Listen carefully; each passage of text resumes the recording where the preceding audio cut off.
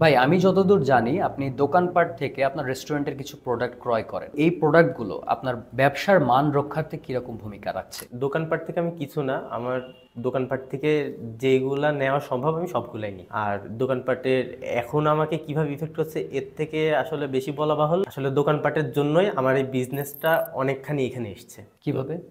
কিভাবে বলতে, যখন আমাদের স্ট্রিটে বিজনেসটা ছিল শরবতের, আচ্ছা। তো ওইটা তো 2019 সালে ছিল। তারপরে কোভিড এসছে 2020 সালে, তো তখন তো এটা বন্ধ ছিল। আমরা সবাই একই এজের ক্লাসে সবাই এটা রান করি একসাথে, তো পরীক্ষাও ছিল, সব কারণে একটু বন্ধ ছিল এটা। আচ্ছা। 20 সালে যখন কোভিড আসে সবাই একটু লেজি হয়ে যায়, সারাদিন আড্ডা খেলাধুলা ছাড়া আর কোনো কাজ ছিল না। তো ওই টাইমে খুব বোরিং লাগছিল, কিছু একটা করা দরকার, কিছু একটা করা দরকার ভেবে আবার নতুন কিছু শুরু করি। তখন আমরা একটা পেজ খুলি ফেসবুকে, বার্গার হবে যে আমরা শুরু করি। ওই টাইমে ওই যেই প্রোডাক্টগুলো আমরা ওখানে সেল করতাম ওইটা বেশ এক্সক্লুসিভ ছিল। ওইটার জন্য আপনাকে এক্সক্লুসিভ কিছু স্টক লাগবে, যেটা নর্মালি আমাদের অন্যান্য শপে পাওয়া যেত না, লোকাল বাজারে পাওয়া যেত নরমালি না। মফস্বল সহ না, মফস্বল শহরে পাওয়া যেত পাওয়া না। যেত না। তো সেই সময় দোকানপাটই আমাকে এগুলো প্রোভাইড করতো, এবং দোকানপাট ওই টাইমে আমার যতটুকু মনে আছে ওনারা শুধুমাত্র অনলাইনে করতো। তো আমি ফোন করলে ওনারা আমার বাসায় প্রোডাক্টগুলো পৌঁছে দিত।